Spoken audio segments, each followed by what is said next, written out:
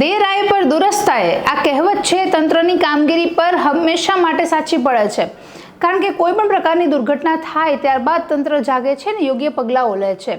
Rajkot TRP game ઝોનમાં પણ જે દુર્ઘટના બની, જે 28થી વધુ લોકોએ પોતાના જીવ ગુમાવ્યા, ત્યારબાદ હવે તંત્રએ જારી કર્યું છે કે કોઈ પણ પ્રકારની એમ્યુઝમેન્ટ રાઇડ કે ગેમિંગ ઝોન માટે હવે અગાઉ 7 પ્રકારની મંજૂરીઓ લેવી પડશે। સાથે જ તે જગ્યાના એન્ટ્રી અને એક્ઝિટ ગેટ પણ અલગ રાખવા પડશે। લાયસન્સિંગ ઉપરાંતની જે અન્ય મંજૂરીઓ જે સરકાર પાસેથી લીધેલી છે તે તમામ મુલાકાતીઓને પ્રદર્શિત પણ કરવી પડશે। નમસ્કાર, ટકાટક મીડિયામાં આપની સાથે હું છું જાનવી।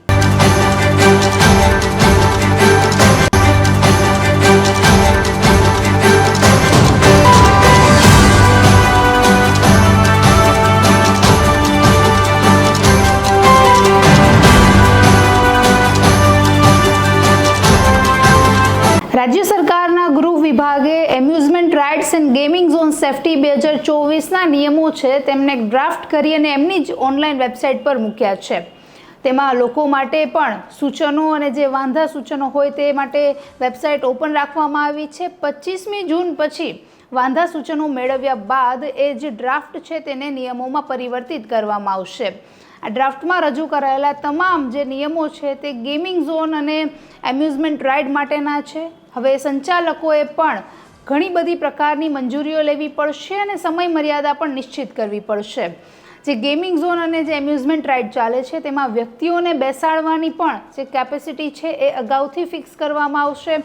ઉપરાંત ગેમિંગ ઝોનમાં જે ઇન્સ્ટોલેશન છે, પછી રિન્યુઅલ છે અને ઓપરેશન છે, આ પ્રકારના 3 અલગ અલગ લાયસન્સ માટે પ્રત્યેકની ફી જે છે તે 10,000 નિશ્ચિત કરવામાં આવી છે। તો ગેમિંગ ઝોન માટે પણ ઇન્સ્ટોલેશન અને રિન્યુઅલ માટે 10,000ની રકમ જે છે ફી છે તે નક્કી કરવામાં આવી છે। આ પ્રકારે હવે જે દુર્ઘટનાઓ થતી હોય છે તેનાથી બચી શકાશે। તો ઘણી વખત જે તહેવારોમાં આનંદ મેળા યોજાય છે, આનંદ મેળા માટે પણ હવે લાયસન્સ લેવું ફરજિયાત બની જશે। તેમાં પણ સમય મર્યાદા નક્કી કરવામાં આવશે અને મર્યાદા પછી કોઈ પણ વ્યક્તિ જો ગેરકાયદેસર રીતે જે તે ગેમિંગ ઝોન હોય કે પછી જે પણ આનંદ મેળામાં કોઈ પણ પ્રકારની જે મનોરંજનની સુવિધાઓ છે તે ચલાવતું જોવા મળશે તો તેને કડક સજા અને કાર્યવાહી પણ તેમની સામે કરવામાં આવશે। નોંધનીય છે કે શહેરી વિસ્તારમાં એમ્યુઝમેન્ટ રાઇડ્સ અને ગેમિંગ ઝોન ચલાવવા માટે પોલીસ કમિશનરની પરવાનગી લેવી અગત્યની છે। તો અન્ય વિસ્તારોમાં પણ જિલ્લા મેજિસ્ટ્રેટની પરવાનગી વગર કંઈ પણ પ્રકારની એક્ટિવિટી શરૂ કરી શકાશે નહીં। એવી 56 બાબતોનું લિસ્ટ બનાવવામાં આવ્યું છે, જેમાં મુલાકાતીઓ અથવા કોઈ પણ પરિવારજનો સાથે આવે છે તો એમને શરૂઆતથી લઈને છેલ્લે સુધી જે પણ પ્રકારની સેફટી અને સુવિધાઓ મળવી જોઈએ તમામ બાબતોને ધ્યાનમાં રાખીને આવરવામાં આવી છે। ઉપરાંત પાર્કિંગ, ટિકિટ બુકિંગ અને જે અન્ય પ્રકારના સ્લોટ છે તે માટે પણ અલગ અલગ વ્યવસ્થાઓ કરવાનું સૂચવવામાં આવ્યું છે। તો ટિકિટ કાઉન્ટરની જે બારી છે તેના પર ફાયર સેફટી અને પોલીસ વિભાગના જે નંબર છે તે પણ પ્રદર્શિત કરવાના રહેશે। ઉપરાંત જે ગેમિંગ ઝોન અથવા એમ્યુઝમેન્ટ રાઇડના જેટલા પણ લાયસન્સિંગ છે, ફાયર સેફટી છે, એનઓસી છે, આ પ્રકારના બધા જ તમામ જરૂરી લાયસન્સ જે છે એ પણ ટિકિટ બારી ઉપર પ્રદર્શિત કરવાના રહેશે, જેનાથી મુલાકાતીઓ પણ તે વાતની નોંધ લઈ શકે। સંચાલકોએ તેમની જે ભૂમિકા ભજવવાની રહેશે તે અંગે 10 બાબતોનું પણ સૂચન ડ્રાફ્ટના માધ્યમથી કરવામાં આવ્યું છે। હાલ ડ્રાફ્ટ એટલા માટે કારણ કે 25 જૂન સુધી તેમાં કોઈ પણ વાંધા સૂચનો છે તેને ધ્યાનમાં લેવામાં આવશે અને ત્યારબાદ તેમને નિયમોના સ્વરૂપમાં પરિવર્તિત કરવામાં આવશે।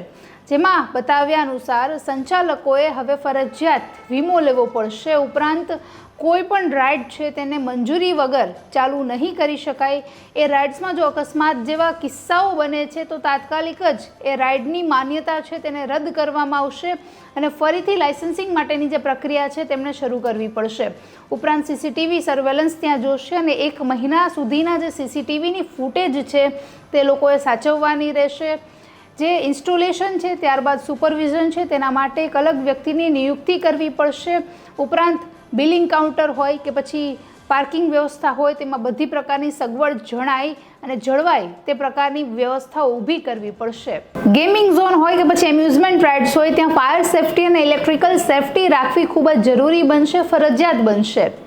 રાજ્ય સરકારે જે પણ નિયમો ડ્રાફ્ટના સ્વરૂપે જાહેર કર્યા છે, જો એ નિયમોનું પાલન કરવામાં આવશે તો 100% એવું કહી શકાશે કે આવનારી ઘણી બધી દુર્ઘટનાઓ છે તે ટળી શકશે અને લોકોની પણ જે સેફટી છે, જે સલામતીની જવાબદારી છે તે સંચાલકો સારી રીતે પાર પાડી શકશે. નમસ્કાર.